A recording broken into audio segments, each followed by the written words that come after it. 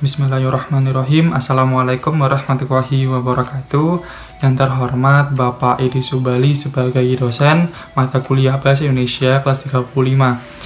Kami kelompok 1 akan melakukan presentasi yang berjudul bagaimana cara pengelolaan referensi yang kredibel di aplikasi Mendeley.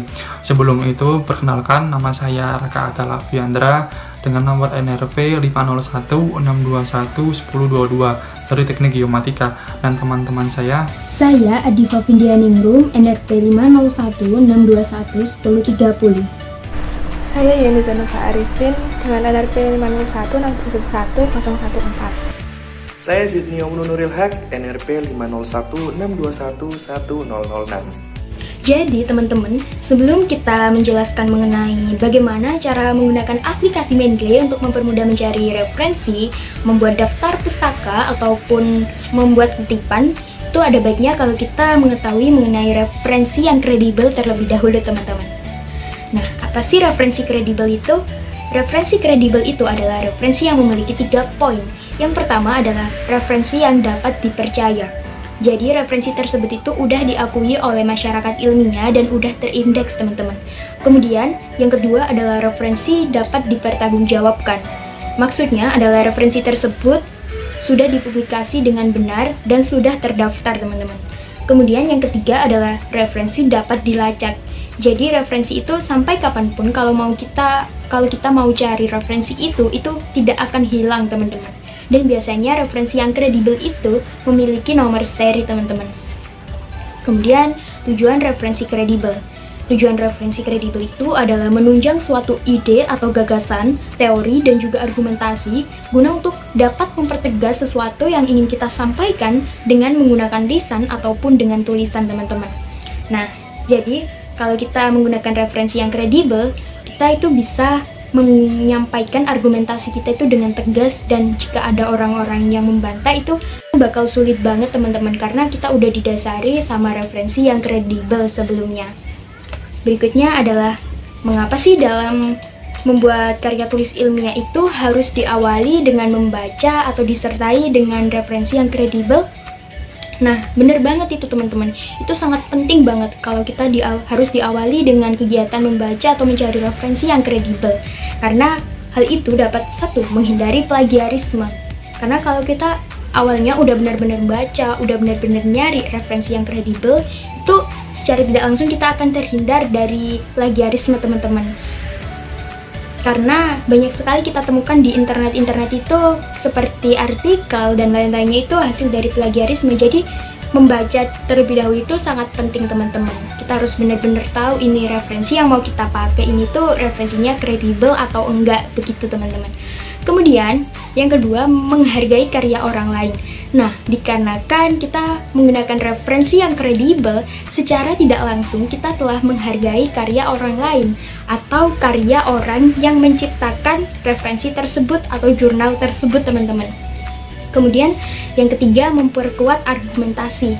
Nah, sebelum membuat karya tulis ilmiah, kalau kita udah didasari sama referensi yang kredibel, itu argumentasi kita di dalam karya tulis ilmiah itu akan kuat dan sulit untuk membantah argumentasi kita, dikarenakan kita udah didasari sama referensi yang kredibel ini, teman-teman. Dan kemudian yang terakhir adalah memberikan informasi yang akurat kepada para pembaca. Nah, bener banget, teman-teman. Karena kalau kita udah menggunakan referensi yang kredibel, otomatis referensi atau argumentasi atau informasi yang kita sampaikan itu adalah informasi yang akurat, aktual, dan terhindar dari hoax. Mengingat saat ini tuh banyak sekali hoax-hoax yang bertebaran di mana-mana di internet dan masih banyak lagi. Oleh karena itu penting banget sebelum kita membuat karya tulis ilmiah itu benar-benar baca dan benar-benar nyari referensi yang kredibel, teman-teman. Untuk selanjutnya saya akan menjelaskan tentang kriteria referensi yang bersifat kredibel. Jadi ada 8 macam kriteria yang akan saya jelaskan. Yang pertama yaitu mengandung reputasi akademis sang penulis informasi dalam tiap-tiap bidang. Namun tidak bisa kita artikan bahwa penulis atau akademisi yang belum terkenal itu tidak bisa dipercaya. Terkadang mereka bisa memberikan benang merah antara pendapat-pendapat yang belum ada bersamaan, dalam artian masih beberapa pendapat yang berbeda. Dalam bidang akademik akademik, argumen-argumen sejenis ini kadang lebih dihargai dibandingkan argumen yang dikutip dari karya-karya para akademisi yang terkenal. Kemudian untuk kriteria yang kedua tentang kriteria referensi yang kredibel, yaitu memfokuskan pada sumber-sumber akademisi yang sudah melalui preview atau penelaahan sejawat. Artinya, sumber informasi akademik yang telah ditulis tersebut ditulis oleh para ahli dalam bidang ilmu tertentu untuk para ahli lainnya dalam bidang ilmu yang sama. Hal ini bertujuan untuk membagikan informasi dengan asumsi bahwa pembacanya memiliki tingkat pengetahuan yang sama tingginya. Untuk selanjutnya yaitu artikel yang telah melalui penelaahan sejawat, tak hanya ditulis oleh para ahli, tetapi juga dibaca dan telah dievaluasi suatu panel mitra. Dan ketiga, menggunakan buku teks selain untuk memberikan informasi latar belakang dan situs internet. Jadi buku teks merupakan sebuah alat bantu untuk memadukan bahasa sehingga lebih mudah untuk dipahami oleh para pembaca. Kemudian untuk situs internet sebaiknya menggunakan situs sebagai aturan umum di seluruh situs.gov yang memiliki kredibilitas lebih tinggi karena mereka turut menopang beban institusi pemerintah di balik nama mereka. Poin nomor 4 yaitu mempertimbangkan cap waktu dari sumber dan penggunaan teks selain memberikan informasi latar belakang. Jadi setiap referensi kita harus selalu mempertimbangkan kapan referensi tersebut dicetak atau dikeluarkan, diterbitkan, dengan cara memeriksa selalu tanggal publikasi sebuah sumber sebelum membuat keputusan mengenai apakah sumber tersebut dapat dipercaya atau tidak untuk penulisan. Poin selanjutnya yaitu poin nomor 5 yaitu memberikan nilai profesionalisme dari suatu produksi.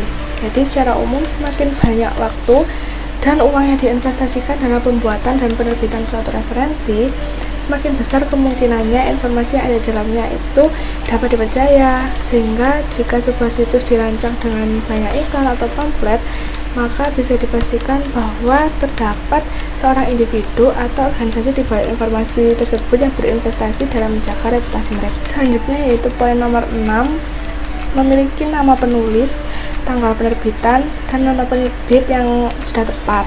Jadi kita harus selalu memeriksa referensi tersebut karena sebuah informasi atau sumber memiliki kredibilitas lebih tinggi apabila ditulis oleh seseorang yang memiliki gelar atau kualifikasi dalam bidang yang dimaksud. Untuk poin selanjutnya yaitu menggunakan sumber-sumber dan metode yang tidak bisa diterima dengan cara yang bisa diterima. Jadi ini dimaksudkan bahwa untuk sumber-sumber pada saat ini yang beredar yang tidak dapat diterima dalam karya akademik itu masih sangat banyak sekali. Itu poin nomor 8. Referensi tersebut bukan merupakan referensi yang diterbitkan sendiri.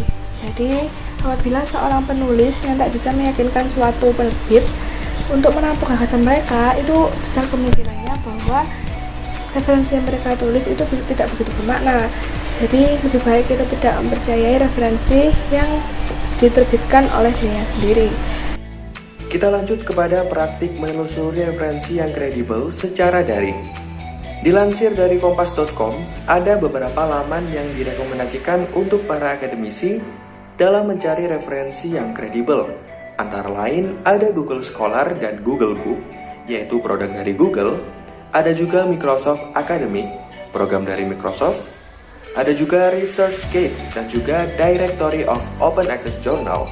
Serta yang paling banyak direkomendasikan, termasuk oleh Bapak Edi selaku dosen Bahasa Indonesia ITS, yaitu aplikasi Mendeley. Mendeley merupakan sebuah program komputer atau software yang diciptakan oleh Elsevier sebagai salah satu penyedia informasi ilmiah, teknis, dan juga medis terbesar di dunia. Program ini digunakan untuk mengelola berbagai makalah serta data-data hasil penelitian. Mendeley dirilis pertama pada Agustus tahun 2008. Mengapa Mendeley sangat direkomendasikan? Hal ini tidak lepas dari sebuah fakta bahwa aplikasi satu ini mudah sekali untuk dipahami dan digunakan. Banyak sekali fitur yang sangat membantu kita dalam menulis, seperti membuat daftar pustaka otomatis, fitur perpustakaan, dan lain sebagainya. Menampilkan banyak referensi dalam berbagai macam bentuk dari seluruh dunia. Dan juga selain dalam bentuk laman, Mendeley juga tersedia di berbagai perangkat lain seperti desktop, Android, iOS, dan juga Linux. Mendeley dalam bentuk laman berfungsi sebagai media pencarian referensi, sedangkan dalam bentuk aplikasi hanya berfungsi sebagai perpustakaan saja. Bagaimana cara menggunakan Mendeley untuk mencari referensi? Langkah pertama yang harus kita lakukan setelah mengakses web Mendeley pada mendeley.com adalah membuat akun terlebih dahulu agar memudahkan kita semua dalam menggunakan software. Setelah membuat akun, kita tinggal memasukkan kata kunci dalam tabel pencarian. Dalam mencari referensi, kita dapat menggunakan fitur sortir untuk mempermudah pencarian. Fitur ini menyediakan tahun penerbitan, siapa penulis, tipe referensi yang kita cari, hingga detail-detail kecil seperti dokumen yang paling banyak dikunjungi, dokumen yang paling banyak dicari, dan juga lain sebagainya. Setelah itu akan muncul banyak pilihan referensi dari kata kunci yang telah kita masukkan. Kita tinggal pilih Add to Library untuk menambahkan ke perpustakaan. File yang telah ditambahkan ke perpustakaan otomatis bisa diakses melalui software Mendeley pada desktop dan juga perangkat lain. Tidak hanya dari laman Mendeley, kita juga bisa memasukkan referensi dari laman-laman lain seperti Google Scholar ataupun Microsoft Academic ke dalam perpustakaan Mendeley dengan menggunakan fitur Mendeley Web Importer. Fitur ini dapat kita gunakan apabila mengunduh extension Mendeley pada browser kita pada menu Solution di website Mendeley. Dengan aplikasi ini, kita dapat lebih mudah dalam mencari dan mengelola sumber referensi yang kita butuhkan. Selanjutnya, pada materi keempat, saya akan menjelaskan bagaimana cara menyimpan referensi yang kredibel di aplikasi Mendeley. Yang pertama, kita pergi ke webnya Mendeley, yaitu mendeley.com, dan kita ketik di kolom pencarian referensi atau jurnal yang kita inginkan.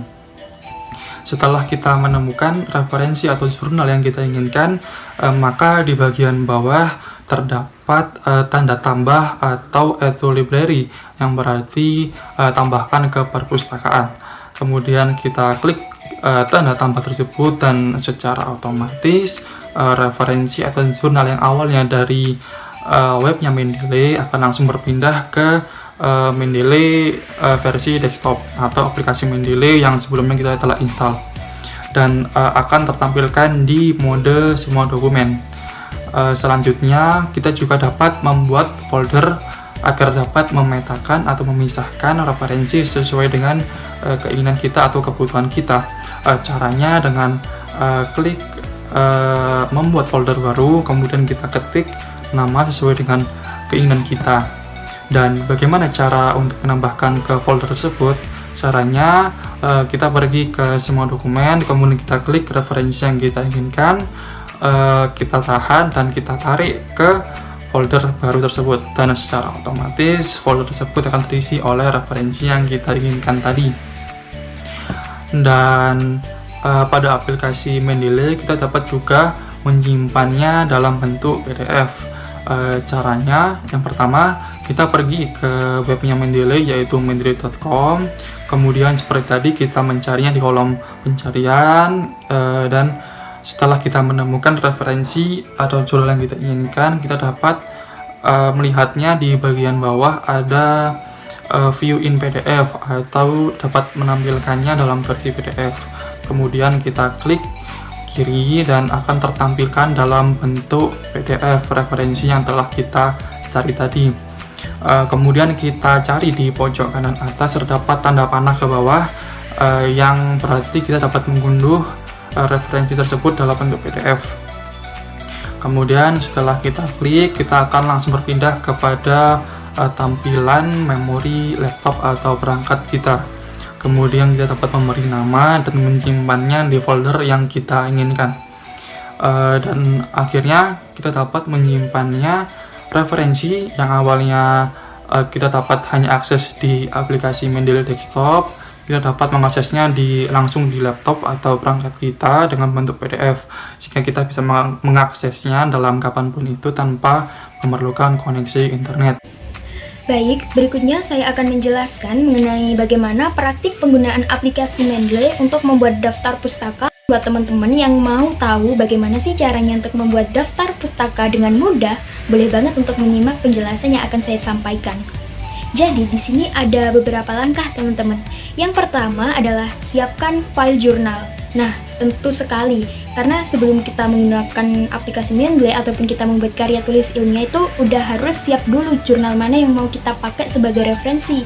Seperti itu teman-teman. Kemudian langkah yang kedua adalah buka aplikasi Mendeley. Nah, sebelumnya udah ditentukan kita udah harus download aplikasi Mendeley terlebih dahulu ya teman-teman. Kemudian langkah yang ketiga, saat kita masuk di aplikasi Mendeley, kita langsung pilih menu atau icon tools yang ada di dalam Mendeley. Kemudian setelah itu kita tekan yang bagian uninstall Microsoft Word, klik. Nah, kalau udah itu kita menuju langkah yang keempat, yaitu masuk ke Microsoft Word. Nah, kita masuk ke dalam Microsoft Word, kemudian kita lihat apakah aplikasi Microsoft Word kita dengan aplikasi Mendeley itu udah sinkron apa belum teman-teman. Nah, untuk memastikan Microsoft Word kita ini udah sinkron apa belum, kita bisa masuk ke dalam menu reference yang ada di Microsoft Word. Nanti kita lihat seperti pada langkah yang keempat itu teman-teman, kalau udah sinkron akan ada icon-icon seperti pada gambar nomor 4 itu teman-teman. Nah, berikutnya langkah yang kelima, kita pergi lagi nih ke aplikasi Mendeley atau kita kembali lagi nih ke aplikasi Mendeley dan kita bisa masukkan tuh jurnal yang kita pakai atau referensi yang kita pakai ke dalam aplikasi Mendeley. Nah, kalau udah kita masukkan di aplikasi Mendeley jurnal yang mau kita pakai, langsung kita menuju langkah yang keenam, yaitu kita klik pengaturan sinkronasi yang ada di icon file. Kita klik yang bagian sinkronasi library. Kita klik icon tersebut. Kemudian kalau udah, kita langsung masuk ke langkah yang ketujuh, yaitu pergi ke Microsoft Word untuk mulai menulis karya tulis ilmiah yang akan kita buat. Nah, kita udah tulis semua tuh, kita udah nyampe nih di bagian daftar pustaka.